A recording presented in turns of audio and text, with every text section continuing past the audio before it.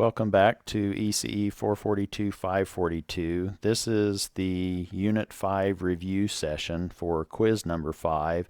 And Unit 5, as a reminder, is the controller design, the first part of that particular topic in this semester, which is how do we design controllers for our systems.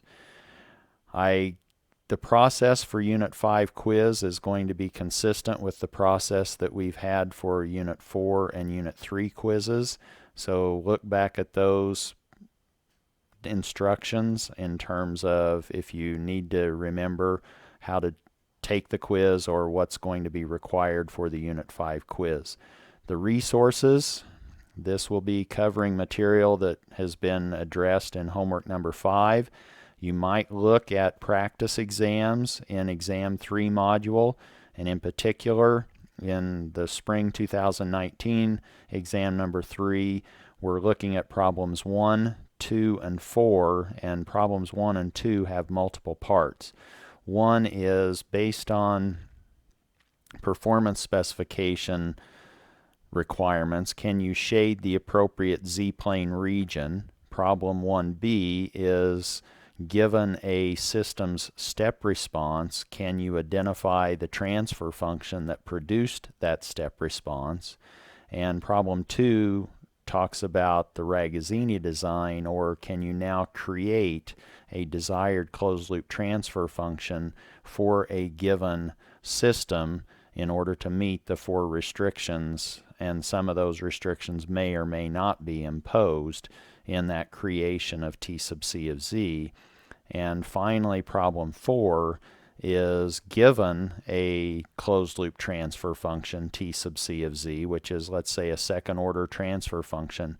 Can you now determine what the percent overshoot is going to be, what the settling time might be, and what the peak time might be for that particular transfer function, T of Z? You could also find useful information. Remember, you can have, this is an open notes quiz, so some material in the final exam module might be useful, and I think I've tried to collect that here as we scroll down into this summary or this session. One is a performance specification summary page, and it's multiple pages. Percent overshoot versus damping ratio. How do you use that information? And then constant damping ratio grid paper. That might be helpful for sketching these performance specification requirements in the complex Z-plane. What we'll talk about here very quickly, I will just kind of quickly go through this, is how do we perform system identification? Now that we know this information, is it possible to actually, let's say somebody gives you a step input and it's for a really complicated system, well, you might be able to extract or aggregate that system's dynamics into a fairly reasonable responding or approximation that is determined by a second-order transfer function. So can we identify that transfer function from the step response? Or the second one is creating a desired transfer function, T sub C of Z, determining the transient performance from closed-loop poles. You might be given poles and ask, okay, what's the settling time associated with those poles? And then we'll go through the Ragazzini controller design. Here are the pages for the performance specification summary, and here you can see that there's a part A and a B for each performance specification. For settling time, again, if you're thinking breakfast cereal, you want to think about circles, and now you could be given the settling time specification, and now from that produce the pole location or the distance from the origin in the units inside the Z-plane, and that's this R. Or you might be given a pole or poles, and they have a radius associated with them. Now from that radius you can actually determine their performance, the number of samples to reach the 1% settling time. That's how you want to be able to go back and forth. That's the difference between A and B.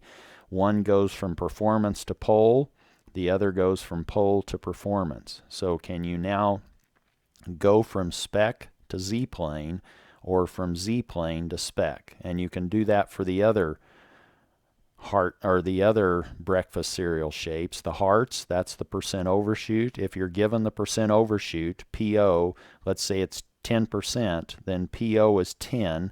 You plug that into this expression, and don't forget to take the square root of the bracketed expression. You can now find the zeta value, and once you have the zeta value, if you have this Z-plane sketch that contains the zeta values identified on that, now you can follow that zeta curve, that logarithmic spiral around to produce the overshoot that you want for a second order system. Or if somebody now gives you a pole location, you can see what the zeta value is, plug that into this percent overshoot equation, and now you can determine what the percent overshoot is for that particular pole location. Again, you can go either of two directions. And finally, the peak time, that's the breakfast cereal angle or wedge. Now you can be given the peak time, T sub P, and we can show how that's related to the angle, theta sub D, in the Z-plane, where now we're talking about our closed loop poles, or the desired dominant poles, having a radius and an angle. You could be given the time to peak, and that then translates into a particular angle, theta sub D, equaling pi over number of samples to get you to the peak. Again, that's performance to a Z-plane pole location, or somebody might give you the Z-plane pole location, theta sub D, and now you can figure out the time to peak. Time to peak is now pi t over theta sub D, or if you know or don't know the sample period, you can either get rid of it or you don't have to necessarily know it. You can now say, oh, the number of samples to get you to the peak is pi over theta sub D. Theta sub D now needs to be in units of radians, since you're dividing pi, which is a radian, has units of radians, by an angle theta sub D to give you a number. You can now use those combinations of performance specifications. You could combine a couple of those to produce Z-plane pole locations. That's this performance specification table, and you should be comfortable now. If somebody gives you a settling time and a percent overshoot, you now can use the following formulas to find an R and a theta sub D. That gives you then the closed loop complex conjugate pole in the first quadrant. Obviously, this is now accompanied by its conjugate in quadrant 4. But again, you could be given the settling time and the time to peak. That now gives you directly the R and the theta sub D. Or somebody might give you a percent overshoot. That's now a logarithmic spiral or a heart. Intersect that with the time to peak spec, which is an angle, and you now can find the radius, since it's usually easier to think radius and angle. And once you have radius and angle, you can also think about these in terms of their rectangular expression. Not only polar form, but also their rectangular form. You better be able to use those concepts to build a desired transfer function T sub C of Z. You also have this particular graph that illustrates how the performance percent overshoot is related to the damping ratio. If somebody were to actually say, oh, I want to achieve a 10% overshoot, now you know that that corresponds to a zeta value of roughly 0.6.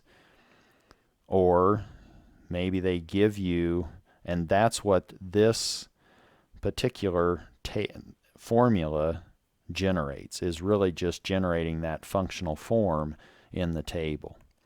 Or if they now give you a radius and an angle, theta sub D, you could now determine the zeta value. Or you could even use that immediately, that R and theta sub D. Again, theta sub D has to have units of radians in this particular formula to produce the percent overshoot. Or if somebody now said, oh, I want a 40% overshoot, now you know that you need a zeta value of about 0.28. You could plug that in for zeta of 0.28, and that should generate about a 40% overshoot. You need to be able to use these relationships, and you could do it graphically, you could do it with the expressions or the formulas. It's whichever way you want to use them. Likewise, if somebody now says, oh, I have a 0.5 damping ratio, that corresponds to about a 15% overshoot. Now you know that you want to be living on this logarithmic spiral. And if that's all they give you, now you're at liberty to select a particular radius and angle that would intersect with that particular zeta value or percent overshoot. All of those shapes, the triangle, the square, and the star, now would yield a percent overshoot of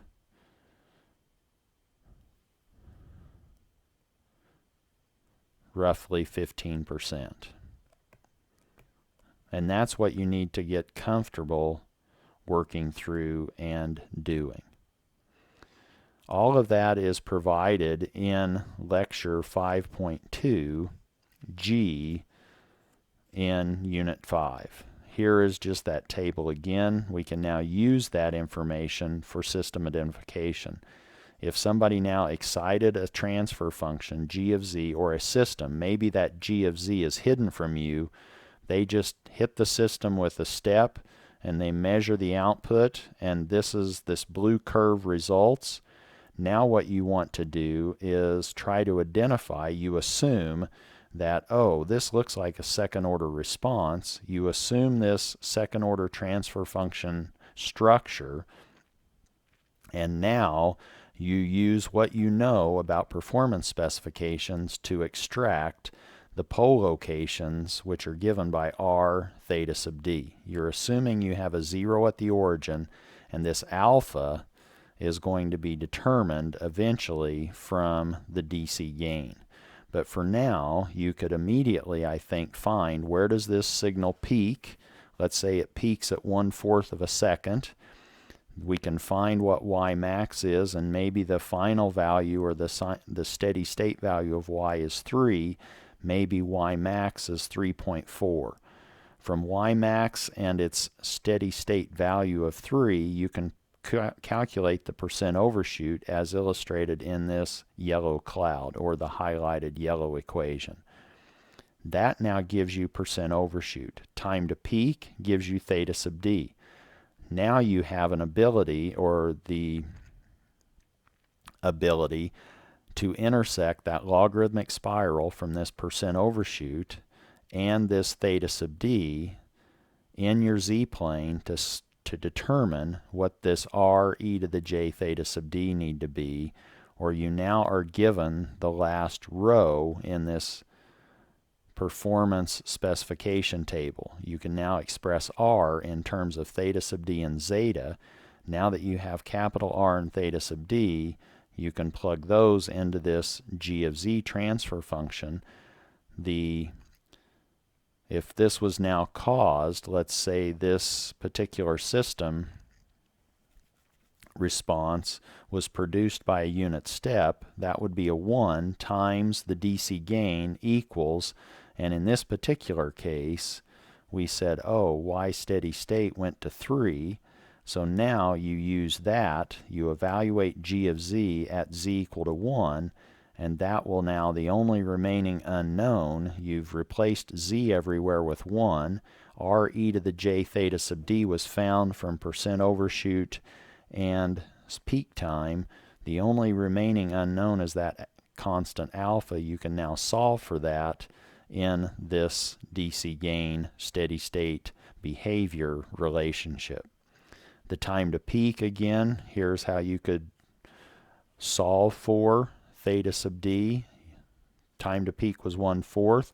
Time to peak is pi over omega sub d, but we know omega sub d in terms of our angle in the z-plane. Theta sub d is omega sub dt. So we replace omega sub d with theta sub d over t, put that t in the basement of the basement upstairs, and we now have time to peak is pi capital T over theta sub d, or theta sub d is pi capital T, or pi times the sample period over time to peak. Settling time, 1% says the radius of our, and now the r, we're assuming if its system is settling that our radius is inside the unit circle.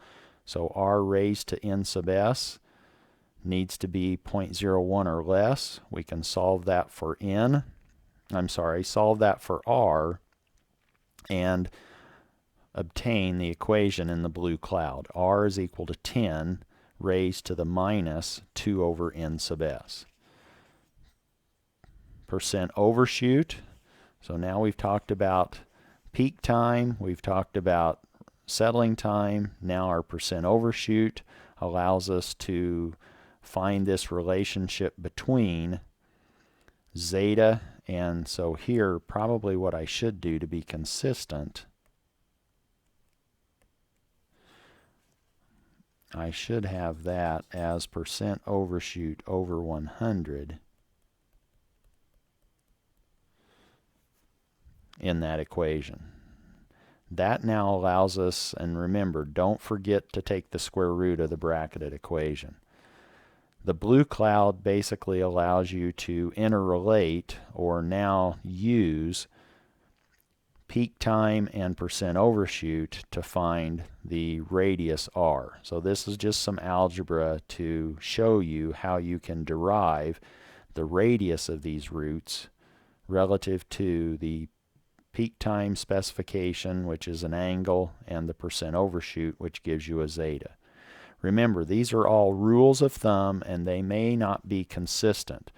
You might calculate an r based on a percent overshoot and a peak time, and that r is not the same as what you calculated with a settling time specification. When you have 3 specifications presented to you and they all have to be satisfied, sometimes you have to restrict one more than the others in order to achieve all 3 simultaneously.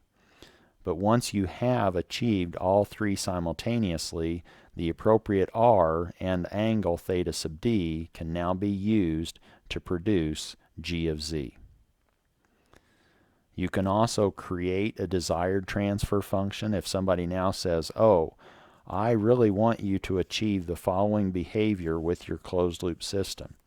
Now they might be saying, I want a particular percent overshoot, I want a particular time to peak. So percent overshoot, you're thinking hearts. Time to peak, you're thinking wedges or angles. And settling time, you're thinking circles. Those 3 may not all be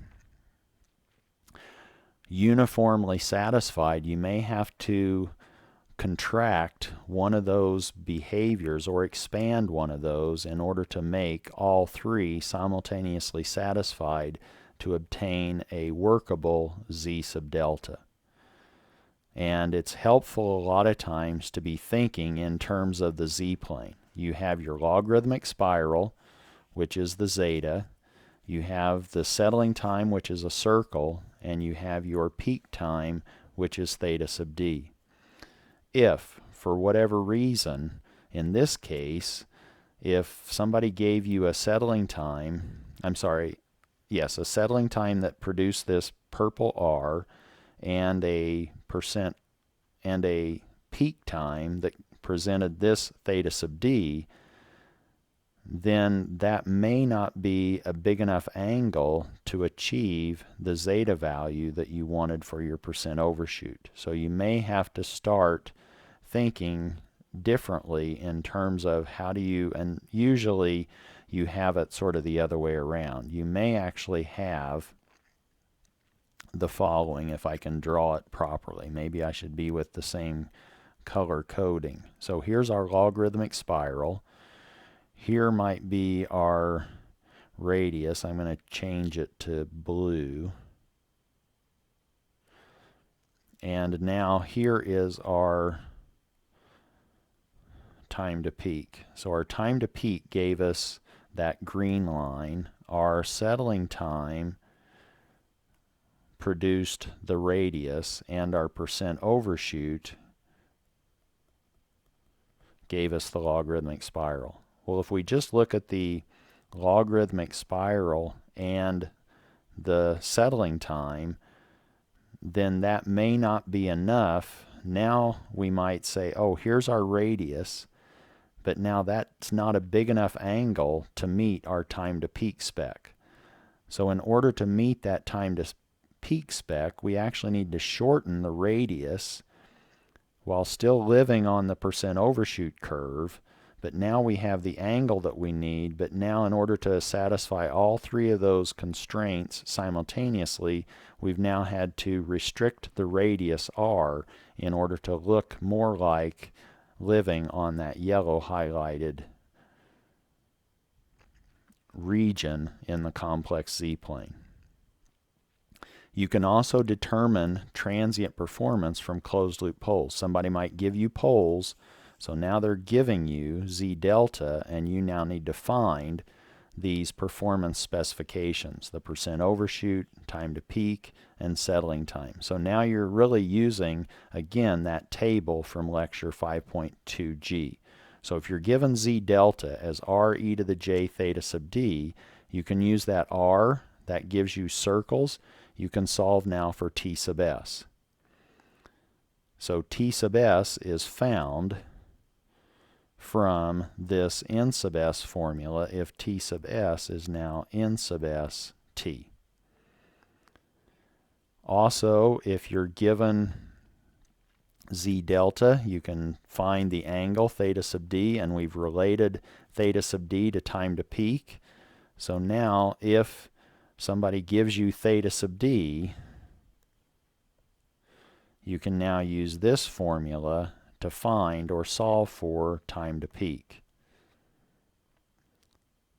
And if you now have r and theta sub d, you can also find percent overshoot from this direct expression, natural log squared of capital R, that's the radius, over theta sub d squared, and this theta sub d needs to be expressed in radians. And then don't forget to take the square root. That's now your zeta value, where then you could plug it into that formula to obtain your percent overshoot, or you can actually show with a little bit of algebra that in fact you can immediately use the theta sub d and the r in this expression to solve for or to determine the percent overshoot. That's now sort of the first part of Unit 5. The next part is, now that we have these desired closed loop transfer functions, t sub c of z, or if we now have specified that, how do we design a controller to accomplish that? Well, the Ragazzini approach allows us an opportunity to do that. And the Ragazzini really is focusing on 4 different restrictions. Causality, our controller has to be causal. It can't be non-causal or be using error signals before we even have them available to us. We do not want to be canceling unstable zeros of our plant, g of z. We also do not want to be canceling unstable poles in g of z. And our 4th restriction in the Ragazzini design is concerned with steady state accuracy. And that, a lot of times, is accomplished by saying, oh, let's adjust or assign the unknown parameters that are remaining in t sub c of z in our parameterized form. When we evaluate that at z equal to 1, we want that to be equal to 1. What I've shown with this purple highlight is that restrictions 2 and 3 are really trying to ensure that the controller that results from our controller design formula, that capital C of Z, is not going to cancel poles of G of Z that are outside or on the unit circle. And one way that you can sort of check your work is you could now form this product of the controller C of Z that's going to be generated from step 2. You can now look at this product of C of Z with G of Z, and if you find that you have unstable poles and zeros being canceled, then you've made an error. And you need to go back and say, okay, where was my math error, or what error did I create in this solution process? So you want to make sure that you follow or abide by restriction 2 and restriction 3, which are trying to prevent you from canceling unstable poles and unstable zeros in your plant G of Z. Once you've done that, invoked all these restrictions, now you can plug in that T sub C of Z into this design formula expression or equation to produce the controller C of Z. Suppose we just look at an example. Suppose now somebody gives you the following transfer function. G of Z is Z minus 1/2. We have a 0 at 1/2. We have a pole at the origin, and we have another pole at Z equal to 1. And suppose that they say, let's have our closed loop system, this T sub C of Z, let's have it be, in terms of its dynamic behavior, have a deadbeat response. So now we want to determine what we can accomplish with this plant and this closed loop system having a deadbeat response. Now you could ask your T sub C of Z to have some other denominator expression, and you might look at some practice exams to see how that might play out. So now, instead of all of your closed loop poles being at the origin, maybe you have them achieve certain performance specifications as illustrated in problem 2 on exam 3 in the spring of 18. So now, if this is our G of Z, what's the pole zero excess?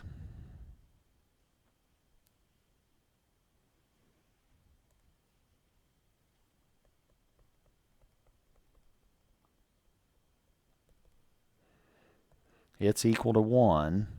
So now we know that our desired closed loop transfer function needs to have a pole zero excess of 1 or larger, and this allows our controller that will result from our formula to be causal. So that meets restriction 1. What about restriction 2? Restriction 2 looks at the numerator factors in our plant and says, are any of those unstable? And if any of those are, we need to include those in T sub C of Z. So now restriction 2, if we look at G of Z, that has a 0 inside the unit circle. There's no zeros outside. So in this particular example, restriction 2 is not applicable. Restriction 3 now, we want to make sure that if we have any poles on the unit circle or outside of the unit circle, that we invoke restriction 3. Restriction 3 now says that we want 1 minus T sub C of Z evaluated at the unstable location, which in this case is right on the stability boundary. We need to force that expression to equal 0. And in this, the only goal that we had was concerned with our deadbeat response. So we have no steady state accuracy spec, so we're not even going to worry about restriction 4. So that one we don't need to worry about. The key one then is restriction 3, which says we need 1 minus t sub c of z when we evaluate it at z equal to 1 to equal 0. And we assumed a structure for t sub c of z of k over z. Remember, we wanted a deadbeat response, so that says we're going to have z to some power. We didn't have any need so far to have a order in the numerator any higher than 0, just a constant numerator. So now we have k over z. That preserves our pole 0 excess of 1. Now we have 1 minus kz with z replaced with 1. We have 1 minus k over 1 equaling 0. K equal 1 will achieve that, and now we see that t sub c of z, this is our desired closed loop transfer function that will satisfy the Ragazzini restrictions and produce a controller that we want. Now, since the open loop pole at z equal to 1, or since we have an open loop pole at z equal 1 in g of z, we know there will be what kind of error response to a constant input. We now have an integral action in our plant itself. So that's going to produce a 0 error due to any constant input. If I now put in an input of 5, and if I keep my closed loop system stable, which it will be, since this t sub c of z has all of its poles inside the unit circle, they're at z equal to 0, it's a deadbeat behavior. We will, if we use the controller produced from the controller design formula, we will yield 0 error due to any constant input, because we have that integral action in g of z. Remember, g of z started out with z minus 1/2 over z times z minus 1. So that factor forces 0 errors due to constant inputs. But obviously we need to make sure that the closed loop is stable, and it is for this particular closed loop transfer function. It's 1 over z. The roots of the denominator are all inside the unit circle. So now we can apply step 2, which is to plug all of this information into our controller design formula. 1 over g times t sub c over 1 minus t sub c. Let's go ahead and calculate that second bracketed expression. T sub c of z we already now just derived as 1 over z over 1 minus 1 over z. We get a common denominator in the denominator, and now we find that that factor can be broken down or simplified to simply 1 over z minus 1. We now plug in g of z with that multiply. It's 1 over g of z times 1 over z minus 1. The z minus 1 factors cancel. That's good. We want these unstable cancellations to occur when we're building our controller c of z, and we're left now with our controller being z over z minus 1/2. We plug that into our closed loop block diagram configuration. There's our controller. The z and the 0 at the origin in our controller cancels the pole at the origin in g of z. The minus 1/2 pole in our controller cancels the 1/2, or the 0 at 1/2 in our plant, and we're left now with a forward block that effectively is 1 over z minus 1. But that's now, that wouldn't be good if it was open loop, but we're in a closed loop setting. So that's this CG over 1 plus CG, where CG is 1 over z minus 1.